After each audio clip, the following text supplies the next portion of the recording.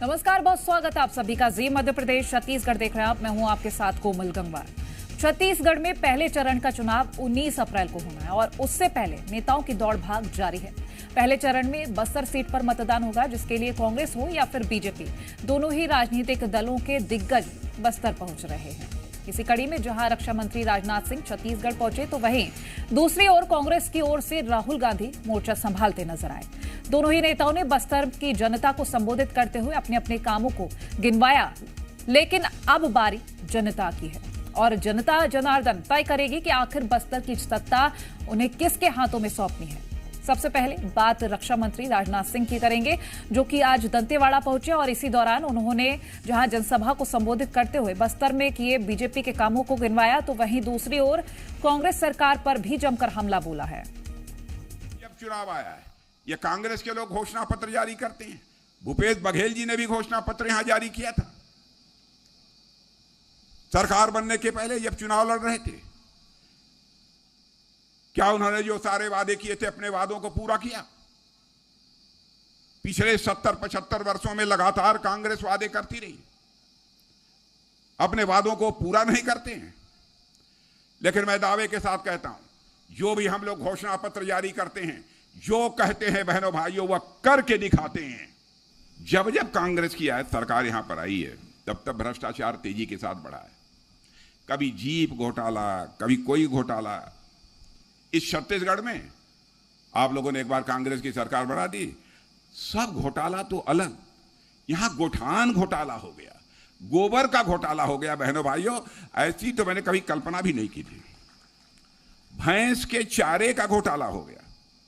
PM जनमन, आदिवासी जनमन योजना जो प्रारंभ की गई है, आदिवासी समाज में भी जो सबसे पिछड़े हुए हैं, उनकी चिंता करने के लिए यह योजना प्रारंभ की गई है। और मुझे याद है, पहले जो वनोपज थे, वनों में जो चीजें पैदा होती थी, उनकी जैसी उचित कीमत मिलनी चाहिए, हमारे लोगों को नहीं मिल पाती थी, हमारे आदिवासी भाइयों को नहीं मिल पाती थी।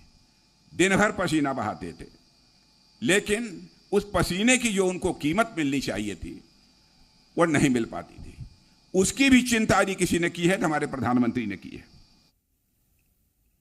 तो वहीं दूसरी ओर राहुल गांधी आज बस्तर पहुंचे, जहां उन्होंने जनसभा को संबोधित करते हुए बीजेपी सरकार पर हमला बोला है।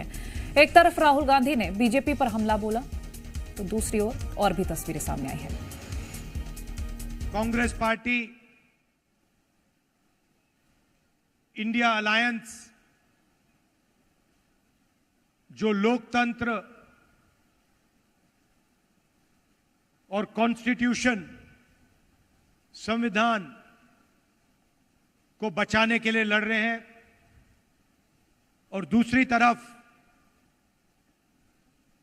नरेंद्र मोदी जी, अदानी जी, आरएसएस, जो संविधान पर, लोकतंत्र पर आक्रमण कर रहे हैं, संविधान को खत्म करने की कोशिश कर रहे हैं। हम आपके लिए पैसा कानून लाए, ट्राइबल बिल लाए, मनरेगा लाए, जमीन अधिग्रहण बिल लाए। आपका जो हक है, आपकी जो जमीन है, वो हम आपको वापस देते हैं। और बीजेपी के लोग, आरएसएस के लोग आपके धर्म पर, आपकी विचारधारा पर, आपकी भाषाओं पर, आपके इतिहास पर आक्रमण करते हैं। छत्तीसगढ़ में आपको याद होगा, हमने किसानों का कर्जा माफ किया, किसानों को सही दाम दिलवाया, धान के लिए सही दाम दिलवाया। अब हम वो देश में करने जा रहे हैं। जैसे ही हमारी सरकार आएगी, हमारा सबसे पहला काम किसानों का कर्जा माफ होगा, और जो लीगल, कानूनी एमएसपी हम हिंदुस्तान के किसान को देने जा रहे हैं। तो देखिए, एक तरफ तो राहुल गांधी ने बीजेपी पर हमला बोला था, तो वहीं दूसरी ओर बीजेपी ने राहुल गांधी के दौरे पर तंज कसा है। बीजेपी का कहना यह कि राहुल गांधी कंफ्यूज्ड हैं। अब चुनाव का समय है, सभी लोग आएंगे, जिनके भी कैंडिडेट हैं उनके बड़े नेता समर्थन में आएंगे ही। लेकिन आने से भी कोई फर्क पड़ने वाला नहीं है, कि जहां जहां राहुल गांधी जाते हैं वहां पर बंटाधार ही होता है कांग्रेस का। देखिए, कांग्रेस पार्टी विपक्षी दल के वादे और उसने घोषणा पत्र के बारे में देश की जनता बखूबी जानती है। देश यह भी जानता है कि ये चुनाव जीतने वाले नहीं है। पहली बात तो ये है कि कभी इन्होंने वादे पूरे नहीं किए, झूठे वादे करने में ये माहिर रहे हैं। जनता पर इसका कोई असर होने वाला नहीं है। राहुल गांधी जी अपनी पार्टी की बात दूसरी की पार्टी के अनुसार बोल देते हैं। राहुल गांधी जी के यहाँ पर जो उनके नेता हैं वो कितना बोल पाते हैं? इस क्षेत्र की सांसद सदन में कितने बार बोली? इन्होंने कितने बार सदन में मौका दिया ज्योत्सना जी को बोलने का? और आदिवासी नेताओं की बात राहुल गांधी जी करें, मुझे नहीं समझ में आता है। रूपेश गुप्ता हमारे साथ लाइव जुड़ गए हैं। रूपेश, देखिए, वार पलटवार का दौर लगातार जारी है। ऐसे में जीत का दावा तो किया जा रहा है, लेकिन खूब वादे भी किए जा रहे हैं जनता से। देखिए, जाहिर तौर पे प्रधानमंत्री नरेंद्र मोदी के काम पर, उनके नाम पर जहां भारतीय जनता पार्टी वोट मांग रही है, वहीं कांग्रेस ने संविधान को लेकर के वोटर से अपील की है।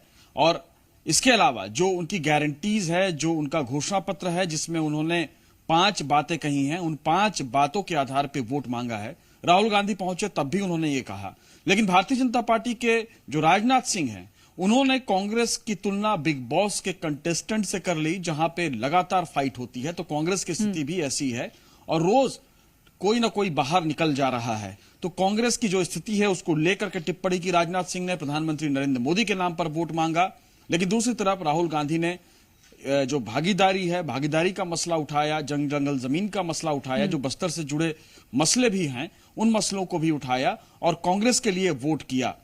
कांग्रेस का दावा है कि बड़ी संख्या में लोग यहां पे जुटे हुए थे। जैसे भारतीय जनता पार्टी का दावा था कि प्रधानमंत्री नरेंद्र मोदी के दौरे में उनकी सभा में काफी भीड़ जुटी थी। तो उनके बाद बस्तर में यह महत्वपूर्ण दौरा है। लेकिन दक्षिण बस्तर में, जहां दंतेवाड़ा है, जो भारतीय जनता पार्टी अब मजबूत जहां पे विधानसभा चुनाव में हो गई थी, वहां पे राजनाथ सिंह पहुंचे थे। तो जाहिर तौर पर चूंकि पहले चरण में बस्तर में मतदान होना है, तो दोनों ही पार्टियों की नजर वहां पर है। और राहुल गांधी का अब दौरा हो चुका है। अब चर्चा यह है कि पूर्व मुख्यमंत्री भूपेश बघेल भी वहां पे जाएंगे और वो भी वहां पे प्रचार कर सकते हैं चुनाव मतदान से थोड़ा वक्त पहले। लेकिन भूपेश बघेल फिलहाल अपने संसदीय क्षेत्र जहां से वो चुनाव लड़ रहे हैं, राजनांदगांव, वहां पे अपना ताकत लगाए हुए हैं। लेकिन इस बीच में जो वार पलटवार है वो लगातार चल रहा है। राहुल गांधी छत्तीसगढ़ पहुंचते हैं, इससे पहले उनको निशाने में भारतीय जनता पार्टी के नेताओं ने ले लिया, मुख्यमंत्री विष्णुदेव साय ने ले लिया और दूसरे नेताओं ने भी आक्रमण किया और उनके जाने के बाद भी केदार कश्यप ने उन पर हमला बोला है। तो जाहिर तौर पे आज की तारीख में राहुल गांधी सबसे ज्यादा निशाने में बीजेपी नेताओं के थे। और दूसरी तरफ भारतीय जनता पार्टी ने जो बयान दिए, जिस तरह से वादे किए हैं, अब देखना यह है कि दोनों ही पार्टियों के प्रमुख नेता जनता के बीच जा रहे हैं, एक दूसरे की आलोचना कर रहे हैं, वादे कर रहे हैं। अब जनता चुपचाप सुन रही है, क्योंकि जो उसको फैसला करना है वो मतदान के दिन करना है। बिल्कुल, चलिए, बहुत शुक्रिया रूपेश हमारे साथ।